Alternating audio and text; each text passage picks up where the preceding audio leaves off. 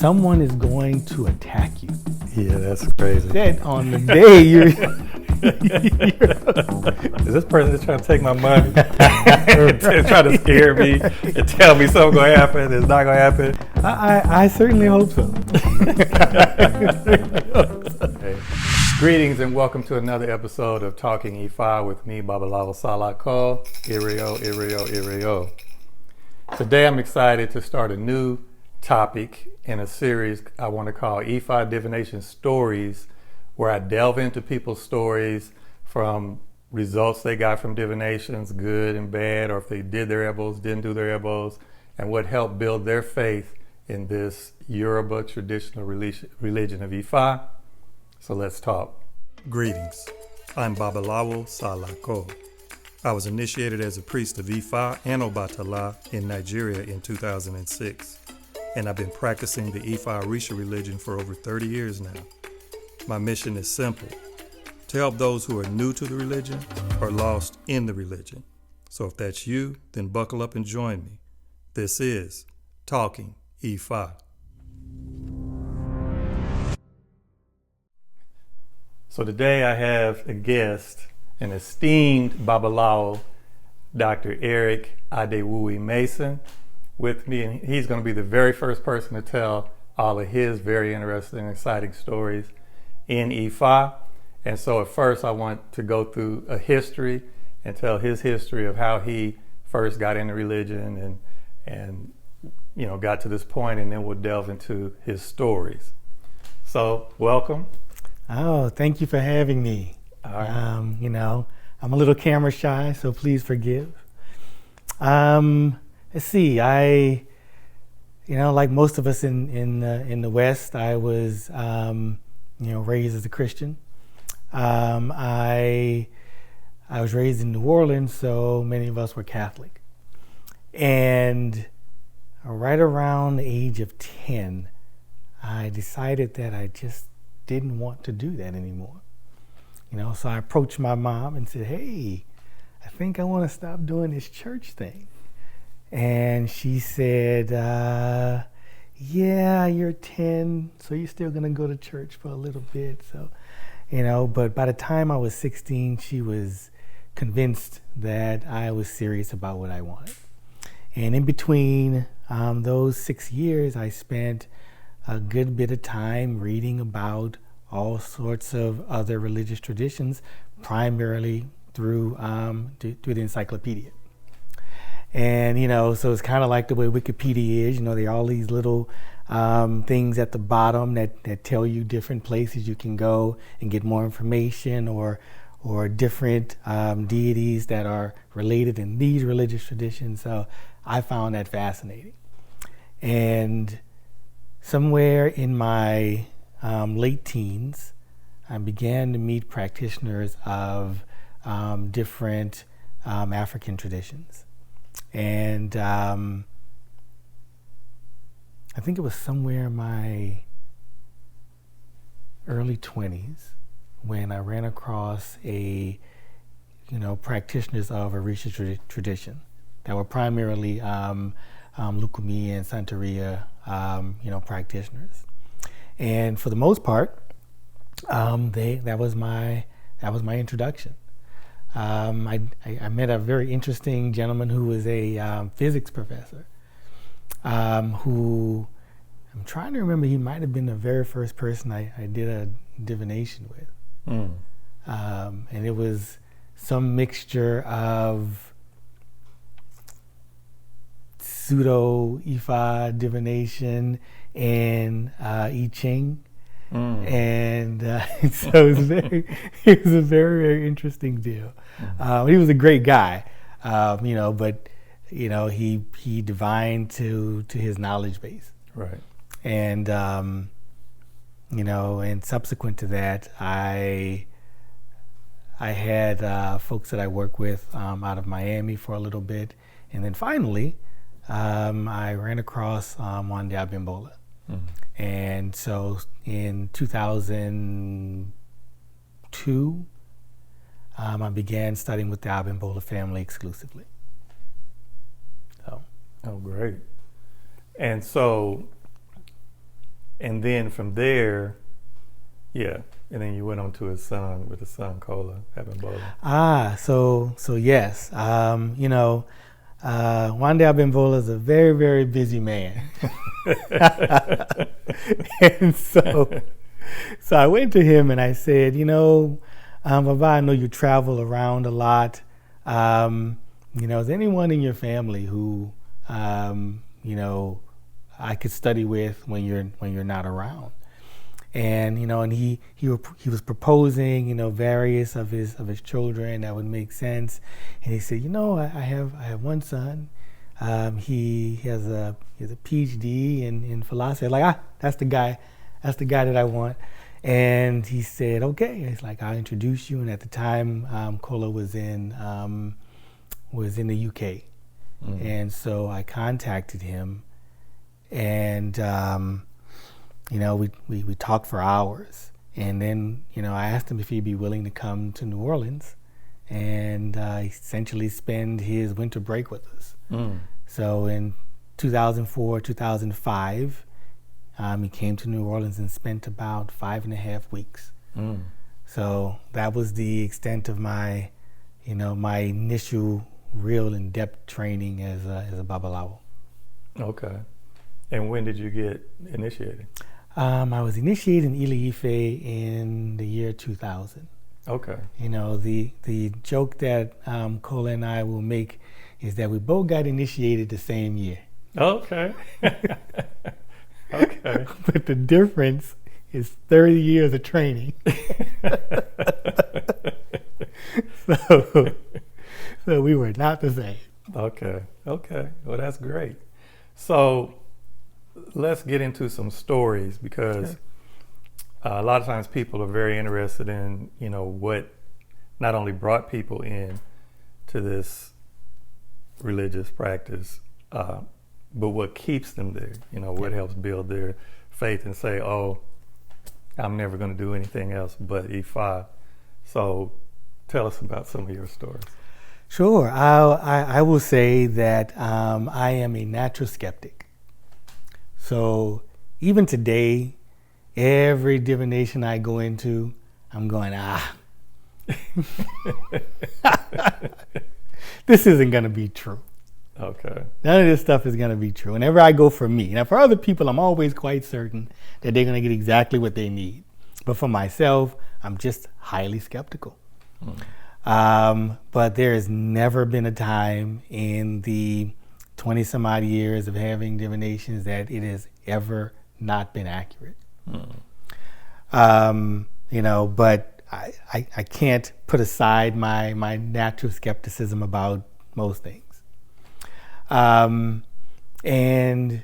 so one of the most prevalent stories that I tell whenever I'm talking about the efficacy of divination is a time when I was working at this company, and I had a fairly important role, but I didn't have an important title. And so I represented the CEO on this finance committee, and the chief financial officer was also on this finance committee and resented the idea that there was a finance committee at all. And so, but regardless, I was enjoying the job a lot. I was having a lot of fun. I was making, pretty good money. And I went to Divine just for my annual divination, and if I was like, well, you're going to have some challenges at work. I was like, no, I love this job. What are you talking about? And if I said, you're going to have some challenges at work, someone is going to attack you. And it is best that you not respond with any attacks of your own. And that is really just not my personality when I feel that I'm being attacked unjustly. And I said, so I can't do or say anything. Babalawo said, no, it's best that you just not say anything. So I said, okay. And it took about a month or so for the challenge to start happening. So the chief financial officer resented this finance committee, and in every email, correspondence, it didn't matter what topic it was, she would always say something snide or something outright aggressive. And and I never responded. Now, the CEO was aware that she was doing these things because sometimes he would be CC'd on the emails. But he didn't feel like he had the ability to remove her from the position because of her relationship with one of the other shareholders' wives. So, he never mentioned anything to me about it. But finally, she had said something to one of her reports about wanting to sever one of my body parts. and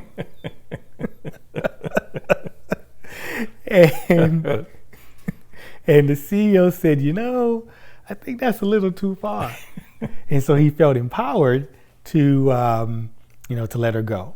But what he told me was, he said, it's really good that you never responded to any of her provocations, because my view is that once you're in a fight, whoever wins wins. He said, but because you were being abused, then I felt comfortable taking action. So IFA had clearly saw that this was going to be a thing, and gave me the most accurate advice in order to to be able to sail through it. Wow. And from that point, I was appointed executive vice president. Not long after that, I was appointed president. Not too long after that, my salary skyrocketed. Wow. We won millions of dollars in contracts. So it was a very, very good run, just because I listened and did not overreact the way that you would normally do if someone is attacking you in those kinds of ways. Wow. Yeah, that's a great story. That kind of also highlights when you get a divination, there's something that the instructions, like you may say the taboos, you do the airball, which you did, right? Of course. And so you do the airball, but part of that is also following the instructions. Absolutely. Absolutely. Wow. Okay, that's a great story. Yeah, that was a challenge. I can't say that, I didn't want to respond every single time. Right. But I had learned that following IFA's advice always brought about, the best outcome. Right. And then IFA always talks about patience, right? And being calm-headed and having patience. So you had to have perseverance also. Yes. Yeah. You had to take the abuse. I had to take it. Yeah. I had to take it. Because that reminds me of some of the stories, one of the stories in IFA about a person who they said was going to be on the job and was going to get abused, and not to react and keep getting abused, and eventually they took it, and then they were rewarded at the end. They got promotions on the job and that kind of stuff. Absolutely. I don't remember what y'all do that's in, but yeah. Okay. Well, that's great. Do you have any other great stories? Yeah, I do. There's one, and I'm trying to remember the Odu, but the story featured soldier ants, and it was a story around that soldier ants would wake up, in the morning, and they would go about their soldier ant lives, building their mounds, doing all of the things. And human beings would wake up in the morning and set the soldier ants on fire. And so the ants had no idea what was causing their distress. But some of the ants would survive this, being set on fire, and they would be, frozen and paralyzed for a little bit, but they'd be able to shake off their carapace and keep on moving. Mm-hmm. And so the advice to me, because I was dealing with a, significant, personal situation, and Ifá's advice was, the thing that you worried about that keep hurting your feelings, those things won't stop. And so you need to concentrate on your own goals for your life, and continue to persevere and move forward. But you cannot be overly concerned with the things that are coming to try to harm you.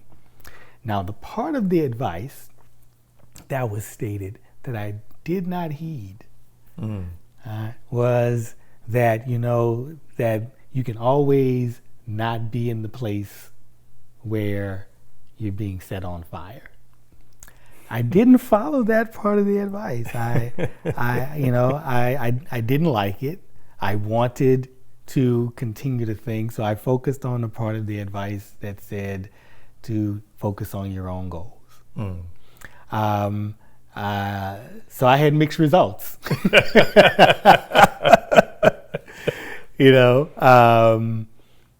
I did focus on my goals. One of which was to go and begin my PhD program. So I focused on accomplishing that, focused on starting it, and then completing it.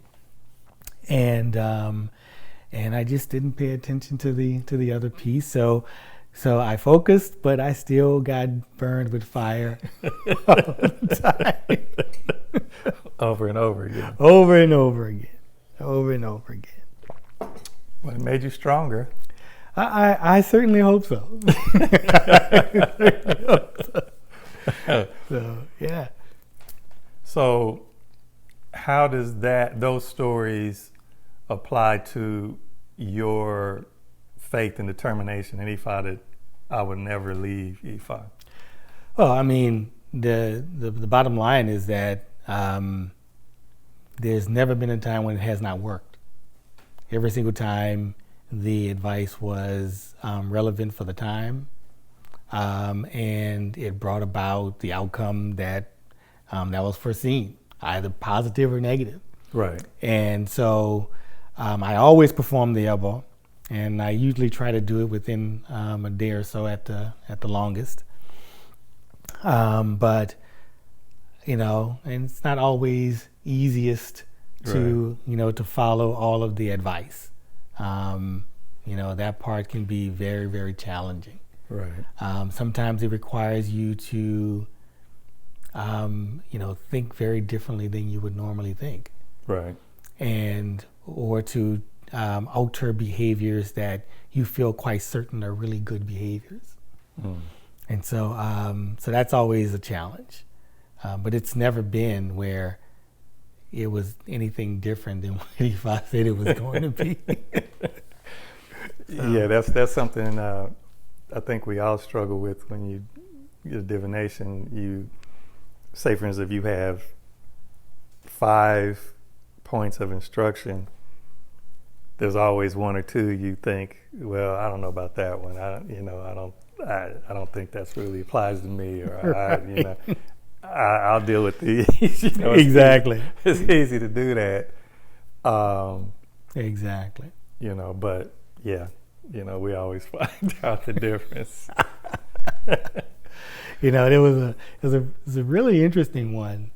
I was in the middle of buying a house, and there were several houses that were options. That were, that we could consider. And so went to divine on those 3 houses. And there was one of them that, we really liked. Mm-hmm. That, it was bigger than all the others. and it was cheaper than all the others. Wow. And we was like, oh my God, this is such a really good, option for us. But the other ones, worked as well. And went to divine on the house. And Ifá said that something terrible has happened here, and that there was some kind of presence that was causing people to commit suicide. Wow. And so we were like, wow, that's an interesting thing, right? So performed there, but went and talked to the real estate agent. And we were like, okay, we really like this house. What's going on with it? And so she said, well, I'm not obligated to say, but the previous owner committed suicide in this house. Wow. And his children are just trying to sell it, because they don't want to be associated with it. But we definitely didn't buy that house. Because now, if it was just a matter of the person having committed suicide in the house, and Ifá still said that this house can be, quite beneficial, and we might have to do some cleanings and that kind of thing, then that would have been fine. But Ifá was like, no, there's a presence in the house that is causing the suicide. Wow. So we were like, yeah, we'll pass on that. We'll pass on that. Wow. And it was a beautiful house. Wow. It was, I think it was like 6 bedrooms wow. I mean, it was nice. Wow. Yeah, that's crazy. Because that reminds me, even when I bought my house, I divined, and it said there was a presence in the house, but the presence is cool with us. Okay. And then when I came, we got it, we found out, because we said, okay, the house was foreclosure, but it was just built the year before. Oh, wow. And so we like, okay, so what happened? So we come in and we saw a little stuff on the fireplace, and somebody had came in for a little while. So then we talked to the next door neighbor, and they said some people had moved into the house. It was first built, they moved in, but then the wife said the house was haunted, and they just left, foreclosed, and moved out. Wow. And so then when we found it, divination said, we had to do some cleansings, but it said that the spirit that was here was positive toward us and was going to be beneficial.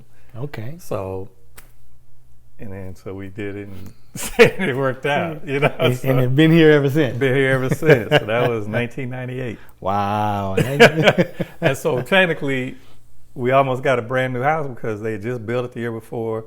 People was only here a few months left, and then we got it as a foreclosure. so it was like, that all worked out great. Yeah. Ifá definitely leads us to a lot better circumstances. Right.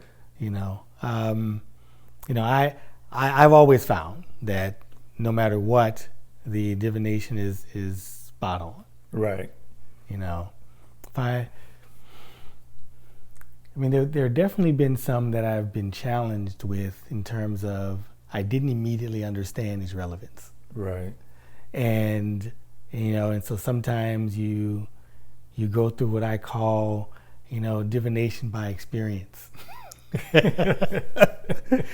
Where you have to suffer the consequences to see how it all pans out. There are definitely times when Ifá has warned me about particular types of things, like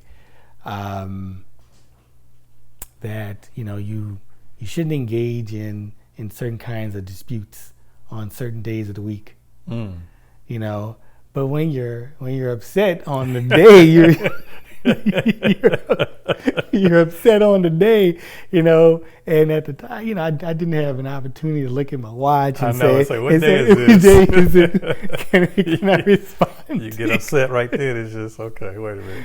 So, yeah, sometimes, you don't always follow. Right, it's difficult sometimes. Very challenging. And then there's other things, like I say, especially for people that are new, like if they come in and they get their first divination or something like that. If their first divination, I always thought about, say for instance, their first divination, Iku came up, or Egba, and it said, you're going to have a risk of getting in a bad auto accident. Mm-hmm. So you need to do your elbow right away.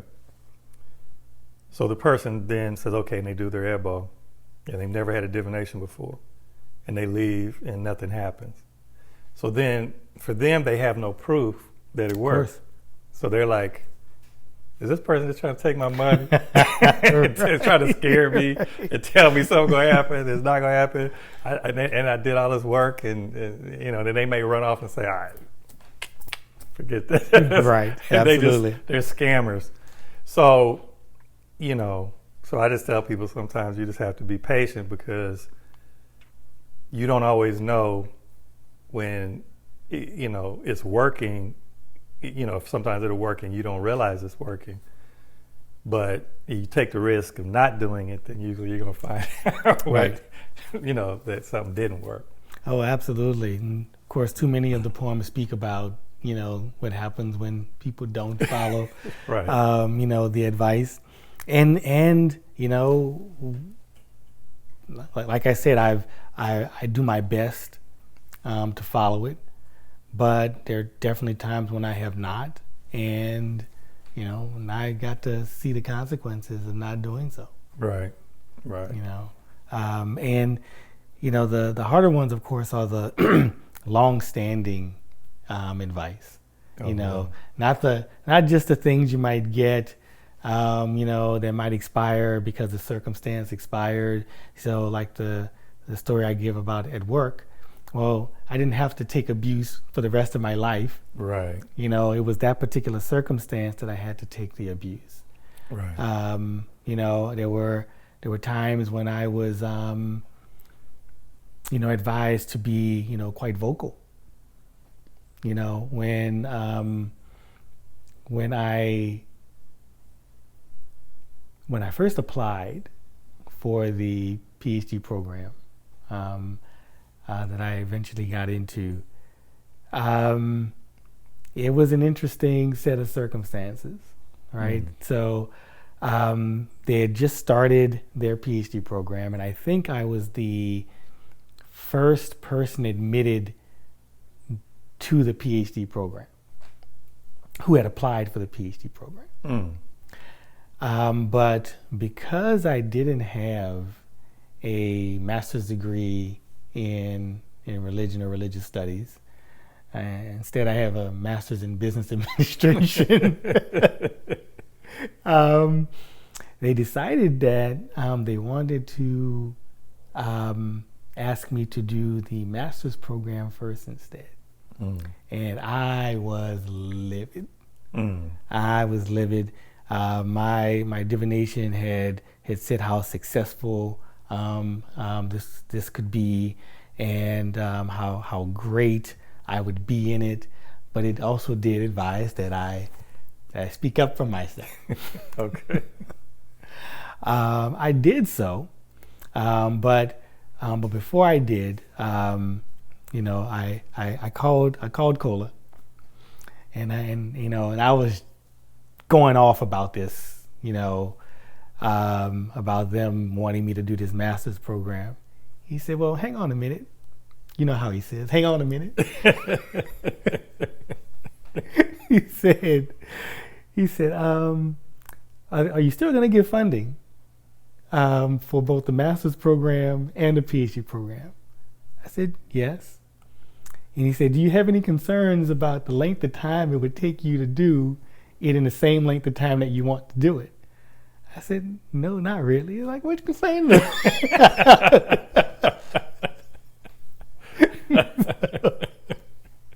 I said, okay, all right, I got it. And so, but I did go and I advocated for to do a because really what they were trying to make certain is that I could do PhD quality work. Mm-hmm. Can I write? Can I do research? Across multiple topics, and so we agreed that I would do some of the master's coursework, and then I would just submit, several several papers that would suffice for demonstrating the capability. Oh, okay. So Ifá's advice, I followed it, but it was also not to be too cruel in my. Oh, okay. So I think I negotiated that, fairly well. Okay. I think I did a good job at it. Definitely. Okay, Yeah. great. Yeah, so, and your other point you was going to make is the long-term solutions where Ifá says, well, this is something you're going to have to work on bit by bit, and maybe year after year you have to, those are harder to. Yes. So, so I have a taboo from my Ifá of being angry, and seeking revenge or retaliation for slights. And I will tell you that was a challenge. So what I did first was to try to teach myself patience. So what I would drive behind someone who was driving slow in the fast lane, something that would cause me to want to rage out. And so I would do it, and I would calm myself, and I would, make certain that, and I would tell stories about what's going on in the person's life in the car in front of me that made it like, oh, maybe, they're having a flat tire, or, it's an elderly person and they don't, and they're concerned about driving too fast, or they don't know which lane they're in. Whatever helped to settle me down. And I think I did that for like 3 years, purposely driving behind people like that, just so that I could calm myself and not get upset, over that. And then I treated other circumstances in the same way, So whenever my friends would say, you're over intellectualize, these things, I was like, this is what stops me from blowing everything up. I think about it, and it helps me to stay calm, because otherwise, right, I couldn't manage it otherwise. Right. Well, that's great. I think that's part of the Iwapwele part of Ifá, where it says we're supposed to be working on that and trying to grow those things. And through this, those are all the long-term projects that we all have to delve into first, and then helps us overcome. We all have weaknesses, so we have to. He says, if you come here, there's something in Iwapwele that you need to work on. Absolutely, absolutely. So, yeah. And I would say most folks would not think that I'm an angry person. And it's not. It's not that I am, typically, but when it does happen, it's very hard to pull back. Very, very hard to pull back. I went to a restaurant with my fiance, and she had never seen me angry before. Oh, really? Yeah. So we went, we drove up to the restaurant, and she used to be being very, very calm and sweet and all of those things. And we drove up to this place, and I was trying to decide where to park, because there was a really narrow lane to go to on side of the restaurant to park in the back. And I was trying to decide whether or not I was comfortable driving my car down this really, really narrow downward sloping little lane. And this car behind me blew its horn. And I couldn't even get my seatbelt off. I was getting out of the car, and I was cussing and, telling the man he needs to get out of his car and come blow his horn in my face.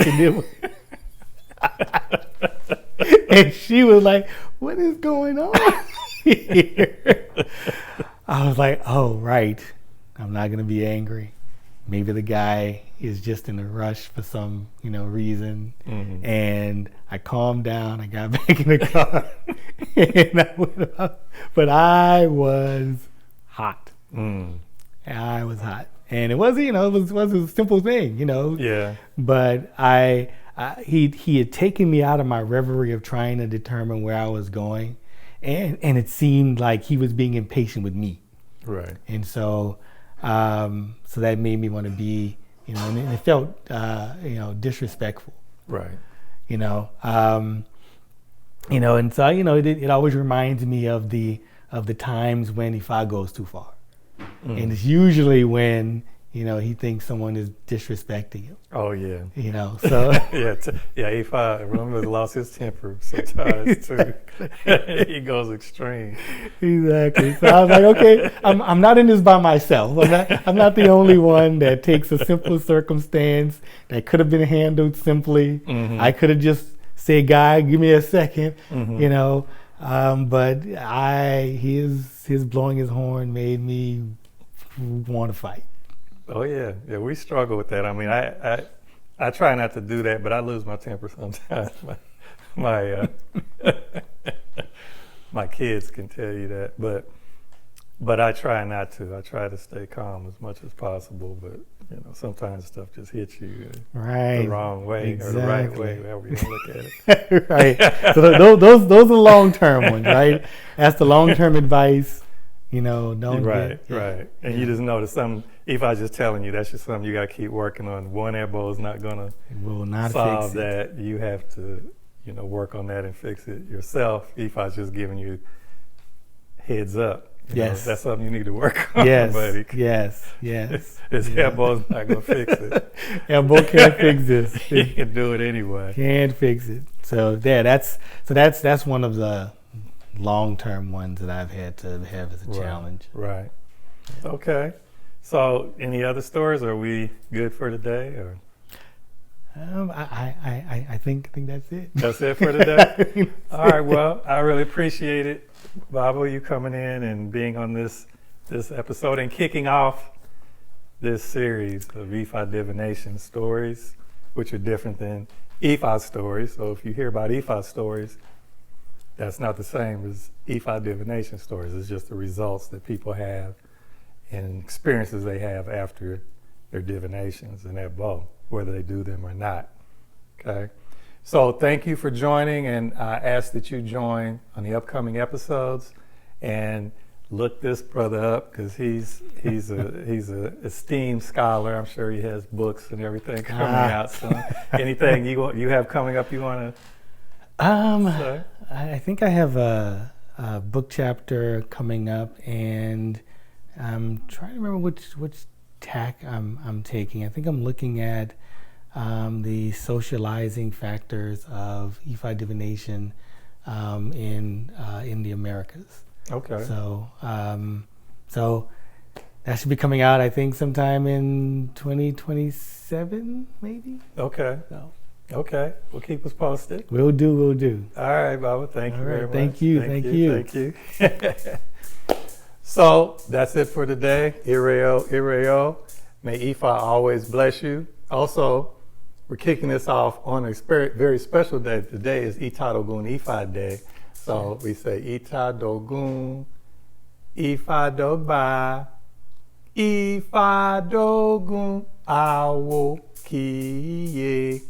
Ireo, Odabo.